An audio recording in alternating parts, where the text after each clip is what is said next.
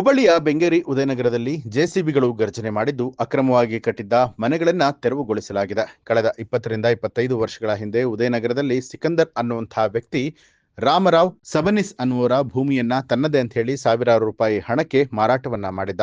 ಅದರಂತೆ ಜಾಗವನ್ನ ಖರೀದಿಸಿ ಮನೆ ನಿರ್ಮಿಸಿ ವಾಸ ಮಾಡ್ತಾ ಇದ್ದವರಿಗೆ ಶಾಕ್ ಎದುರಾಗಿದ್ದು, ಮೂಲ ದಾಖಲಾತಿ ನೋಡದೆ ಜನರು ಮೋಸ ಹೋಗಿದ್ದಾರೆ. ಅದರಂತೆ ಜಾಗ ಖಾಲಿ ಮಾಡುವಂತೆ ರಾಮರಾವ್ ಸಬನಿಸ್ ಸುಪ್ರೀಂ ಮೆಟ್ಟಿಲೇರಿದ್ರು.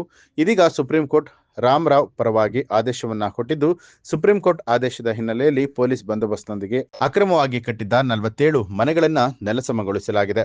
ಮನೆಯನ್ನ ಖಾಲಿ ಮಾಡೋದಕ್ಕೆ ಕೇವಲ 4 ದಿನಗಳಷ್ಟೇ ಕಾಲಾವಕಾಶವನ್ನ ಕೊಟ್ಟಿದ್ದು, ಈಗ ನಾವು ಬೀದಿಗೆ ಬಂದಿದ್ದೇವೆ ಅಂತ ಹೇಳಿ ನಿವಾಸಿಗಳು ತಮ್ಮ ಅಳಲನ್ನ ತೋಡ್ಕೊಂಡಿದ್ದಾರೆ.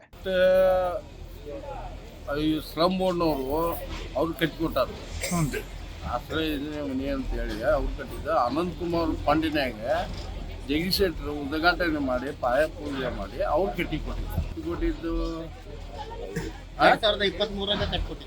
2 ವರ್ಷದಿಂದ ನಾವು ತೆಗಿತೀವಿ ಅನ್ಕೊಂತ ಬಂದ್ರೆ ಡೇಟ್ ಕೊಟ್ಟಿಲ್ಲ ಅವರು. ಆಮೇಲೆ ಒಮ್ಮಕ್ಳೆ 4ನೇ ತಾರೀಕಿಗೆ ಇದು ಮಾಡ್ತೀವಿ ಅಂತ ಹೇಳಿದ್ರು. ಏನಿಲ್ಲ 4ನೇ ತಾರೀಕಿಗಿಲ್ಲ, 4ನೇ ತಾರೀಕು ಇದೇ ತಿಂಗಳು 3 ದಿನ ಟೈಮ್ ಕೊಟ್ಟಿವಿ. 3 ದಿನದಾಗ 4ನೇ ತಾರೀಕಿಗೆ ತಿಂಗಳು ಕೇಳಿದೀವಿ ನಾವೆಲ್ಲ ಸಾಮಾನು ತಗೊಳಕ್ಕೆ. ಒಳ್ಳೇದಾವು 28 ಮನೆ ಇದೆ, 30 ಮನೆ ಇದೆ. ಅವು ಆ ಕಡೆ ಬೀದಿ ಪಾಲಾದಿವಲ್ರಿ, ಮತ್ತೇನ್ ಮಾಡ್ಬೇಕ್ರಿ ಏನು? ಮತ್ತೆ ಕಟ್ಟಿ ಕೊಡೋರು ಅವ್ರೆ, ಮತ್ತೆ ಮಾಡೋರು ಅವ್ರ, ಕೇಳೋರು ಅವ್ರ. ನಾವು 25 ವರ್ಷ ಅಂತೂ ನ್ಯೂಸ್ ಅಲರ್ಟ್ ನಿಮ್ಮಿಂದ ನಿಮಗಾಗಿ.